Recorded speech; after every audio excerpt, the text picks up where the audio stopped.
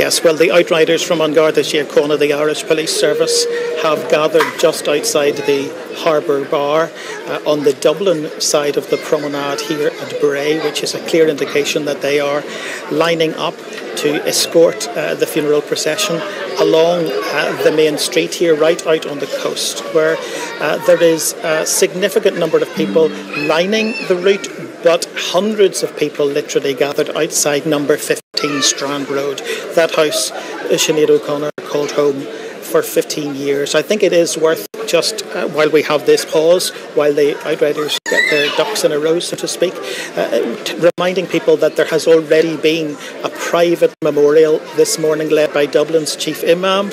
He issued a statement last night in which he spoke about a time of shared loss and sorrow.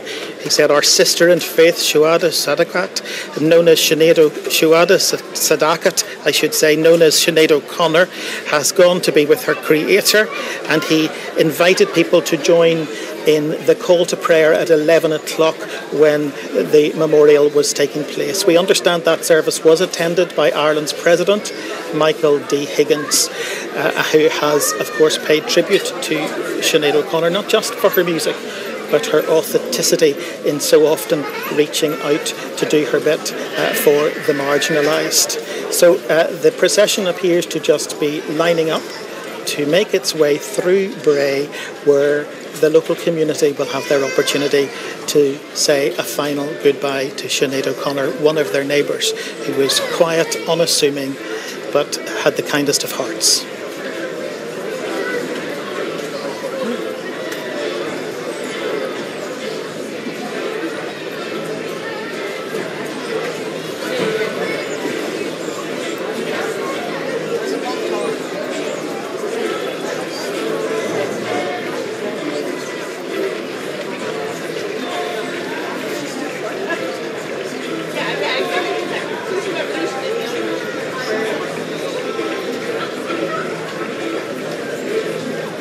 A national treasure and a global icon, of course, having been propelled to musical superstardom back in 1990 with her haunting version of Prince's Nothing Compares to You. She had a hugely successful musical career, releasing 10 studio albums, a Grammy winner, and of course she was already planning to release another album and planning to return to touring.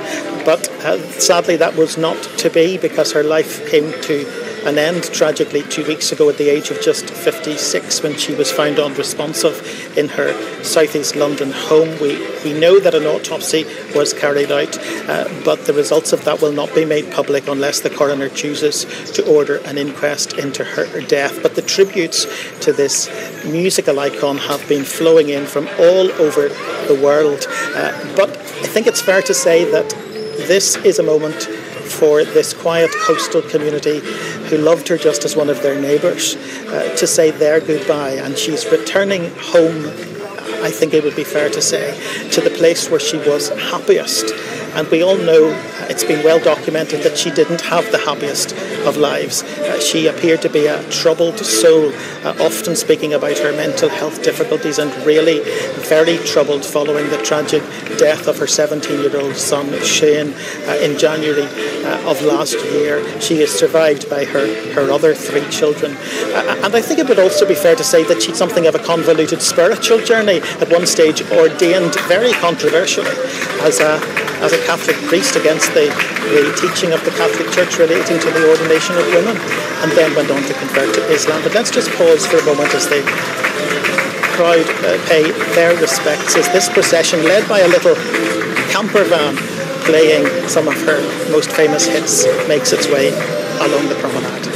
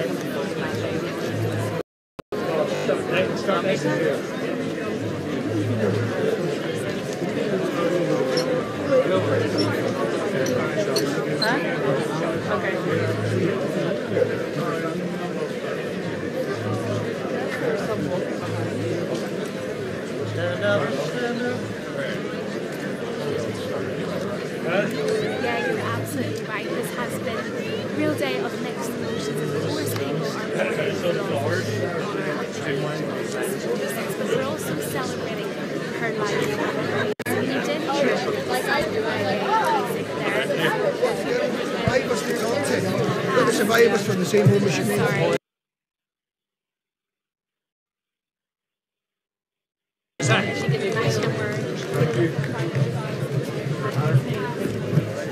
You're not so with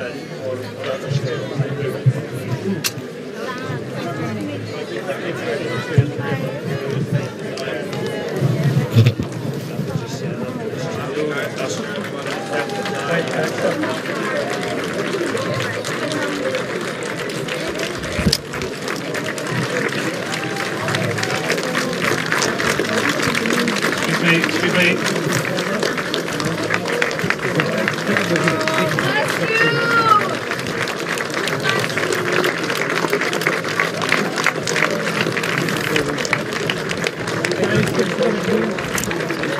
You drop it that big there. Just be careful.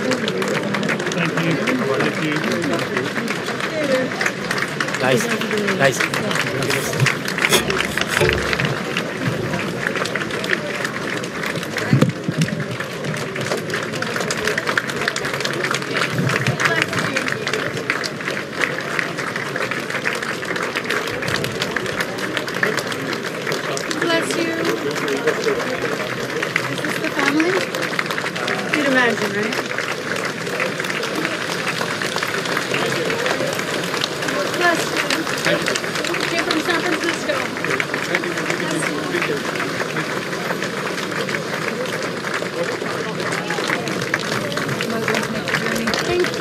Couldn't help it.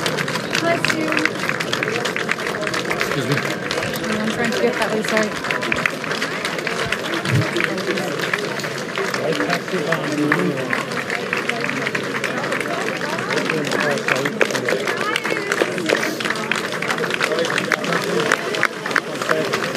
Bless you.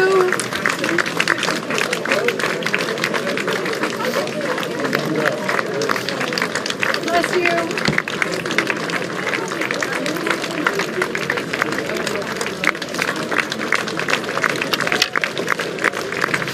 Bless you.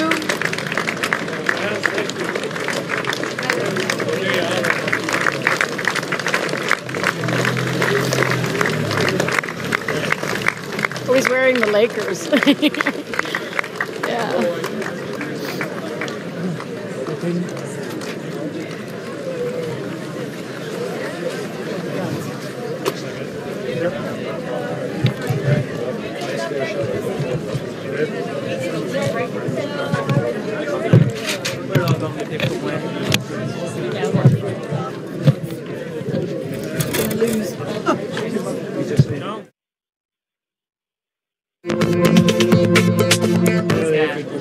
But it was, again, it was a people carrier taxi.